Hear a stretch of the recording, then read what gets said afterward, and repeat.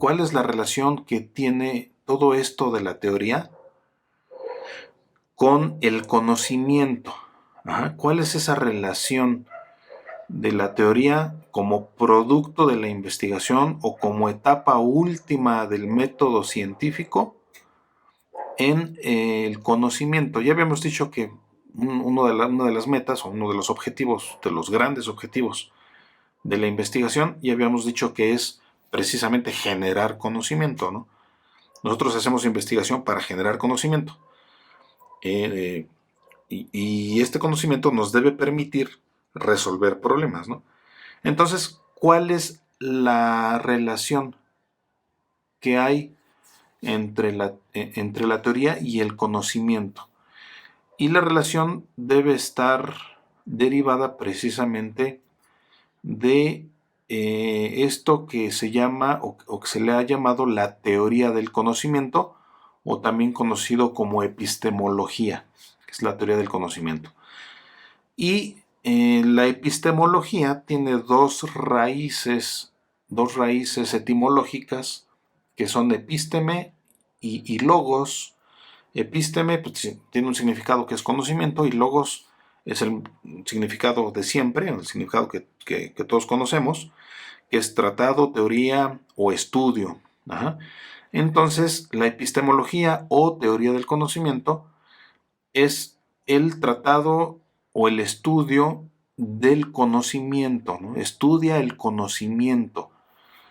Esa es precisamente la materia prima de la epistemología, el conocimiento. Estudia el conocimiento. Ajá. ¿Y qué le estudia? ¿Qué cosa le estudia al conocimiento la epistemología? Pues estudia sus relaciones, los tipos de conocimiento y sus fuentes, ¿no? Y sobre todo estudia la relación entre el sujeto y el objeto, que es básicamente, la relación entre el sujeto y el objeto es básicamente el binomio que permite la generación o que permite el acontecimiento del conocimiento, que permite que ocurra el conocimiento. Ajá, ahorita lo vamos a ver un poco más adelante en otra diapositiva. Pero entonces la epistemología o teoría del conocimiento es precisamente la disciplina o el área que estudia al conocimiento en sí, ¿no? Al propio conocimiento, ¿no? Repito, las relaciones que hay, los tipos de conocimiento que hay o las fuentes del conocimiento, ¿no? Las fuentes considerando, por ejemplo, de dónde surge el conocimiento, ¿no? Que es una de las grandes preguntas, no solamente científicas, sino incluso filosóficas, ¿no? Los grandes filósofos de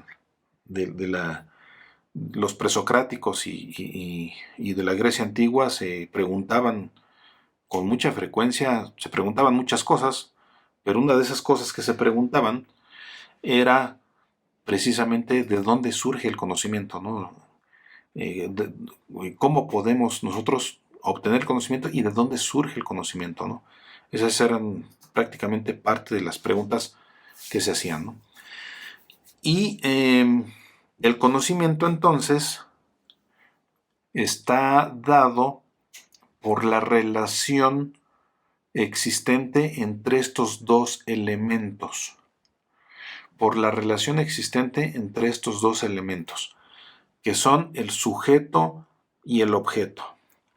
Entendiendo por sujeto a la persona, al ser humano, al individuo, ¿no? al fulano, ¿no? El sujeto es la persona, el ser humano es el ente cognoscente,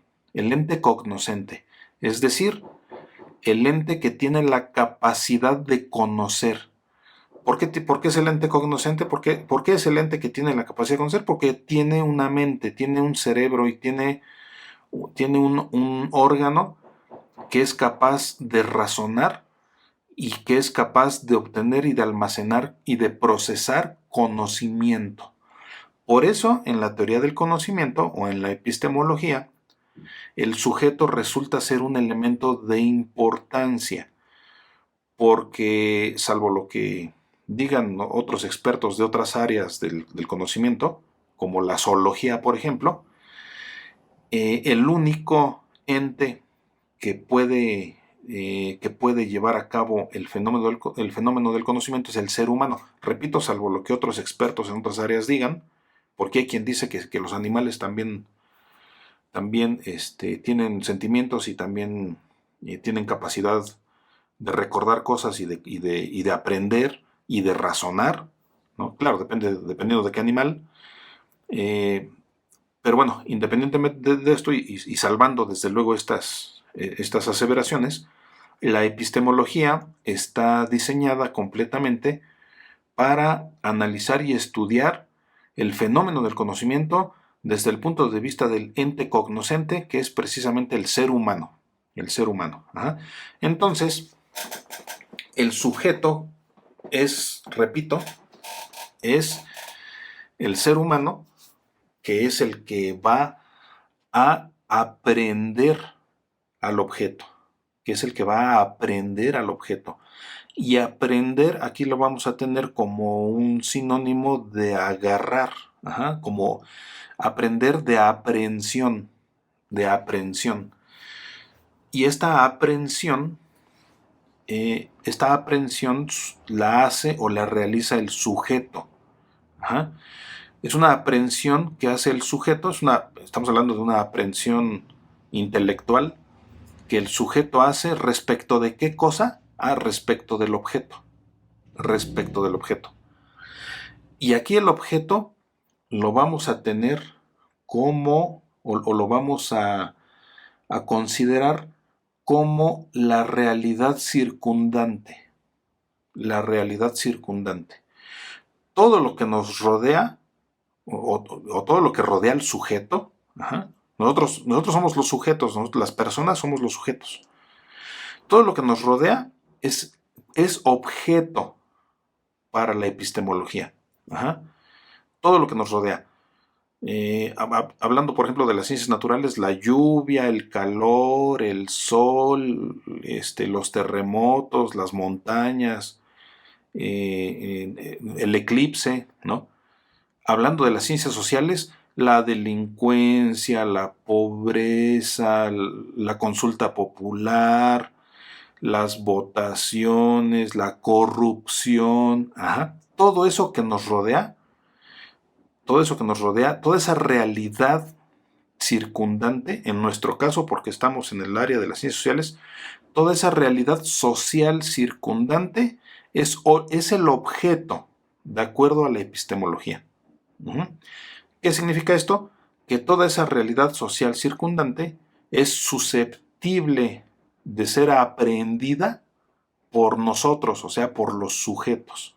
Y cuando esto ocurre, cuando hay una aprehensión de ese objeto por parte del sujeto, en ese momento ocurre el fenómeno del conocimiento. Entonces, a grandes rasgos, esto que les acabo de explicar, a grandes rasgos, es precisamente lo que trata o lo que analiza o lo que estudia la epistemología, que es el conocimiento y es la relación entre estos dos, que son el sujeto y el objeto.